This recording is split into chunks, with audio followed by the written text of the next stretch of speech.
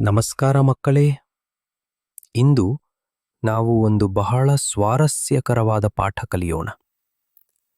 ನೀವೆಲ್ಲರೂ ನಿಮ್ಮ ಆಟಕ್ಕೆ ಒಬ್ಬ ನಾಯಕನನ್ನು ಆಯ್ಕೆ ಮಾಡಬೇಕು ಎಂದು ಯೋಚಿಸಿ. ಒಬ್ಬ ವ್ಯಕ್ತಿ ಮಾತ್ರ ನಿರ್ಧರಿಸಲು ಬಿಡುತ್ತೀರಾ ಅಥವಾ ಎಲ್ಲರಿಗೂ ಮತ ಹಾಕಲು ಅವಕಾಶ ಕೊಡುತ್ತೀರಾ? ಸರಿ, ಎಲ್ಲರಿಗೂ ಆಯ್ಕೆ ಸಿಕ್ಕಾಗ ಅದು ನ್ಯಾಯವಾಗಿರುತ್ತದೆ.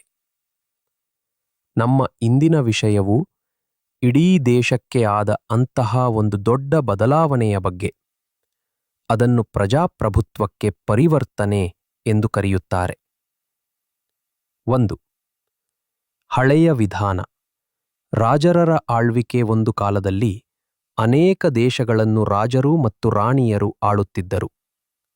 ರಾಜನು ಆಡಳಿತಗಾರನಾಗಿದ್ದನು. ರಾಜನಿಗೆ ವಯಸ್ಸಾದಾಗ ಅವನ ಮಗ ಹೊಸ ರಾಜನಾಗುತ್ತಿದ್ದನು. ಇದನ್ನು ಆನುವಂಶಿಕ ಪದ್ಧತಿ ಎನ್ನುತ್ತಾರೆ. ಅಂದರೆ ಅಧಿಕಾರ ಯಾವಾಗಲೂ ಒಂದೇ ಕುಟುಂಬದಲ್ಲಿ ಇರುತ್ತಿತ್ತು.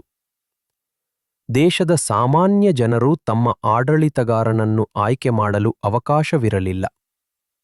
ಇದು ಹಳೆಯ ವಿಧಾನವಾಗಿತ್ತು. ಇತ್ತು ದೊಡ್ಡ ಬದಲಾವಣೆ, ಪರಿವರ್ತನೆ. ಆದರೆ ಹೊಸ ರಾಜನು ಒಳ್ಳೆಯ ಅಥವಾ ಬುದ್ಧಿವಂತ ವ್ಯಕ್ತಿಯಾಗಿರದಿದ್ದರೆ ಜನರು ಅಸಂತೋಷದಿಂದ ಇರುತ್ತಿದ್ದರು.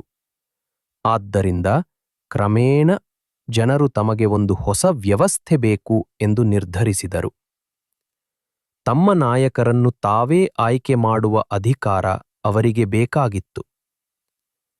ರಾಜರ ಆಳ್ವಿಕೆಯಿಂದ ಜನರು ಆಯ್ಕೆ ಮಾಡಿದ ಹೊಸ ಸರ್ಕಾರಕ್ಕೆ ಆದ ಈ ದೊಡ್ಡ ಬದಲಾವಣೆಯನ್ನೇ ಪರಿವರ್ತನೆ ಎಂದು ಕರೆಯುತ್ತಾರೆ. 3 ಹೊಸ ವಿಧಾನ. ಪ್ರಜಾಪ್ರಭುತ್ವ. ಈ ಹೊಸ ಒಳ್ಳೆಯ ವಿಧಾನವನ್ನು ಪ್ರಜಾಪ್ರಭುತ್ವ ಎಂದು ಕರೆಯುತ್ತಾರೆ.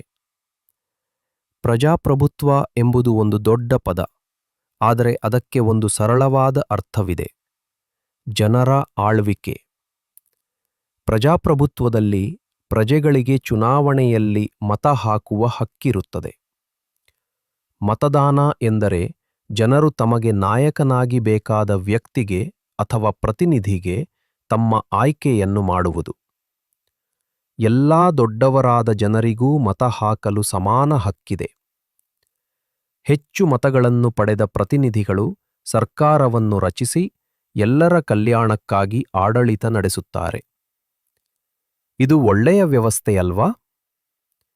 ಸಾರಾಂಶ. ಹಾಗಾಗಿ ಪ್ರಜಾಪ್ರಭುತ್ವಕ್ಕೆ ಪರಿವರ್ತನೆ ಎಂದರೆ ಒಂದೇ ಕುಟುಂಬದ ರಾಜನು ಆಳುತ್ತಿದ್ದ ಹಳೆಯ ವ್ಯವಸ್ಥೆಯಿಂದದ ದೇಶದ ಎಲ್ಲಾ ಜನರೂ ಮತ ಹಾಕಿ ತಮ್ಮದೇ ಆದ ಸರ್ಕಾರವನ್ನು ಆಯ್ಕೆ ಮಾಡುವ ಹೊಸ ವ್ಯವಸ್ಥೆಗೆ ಸಾಗಿದ ಒಂದು ಮುಖ್ಯವಾದ ಪಯಣ.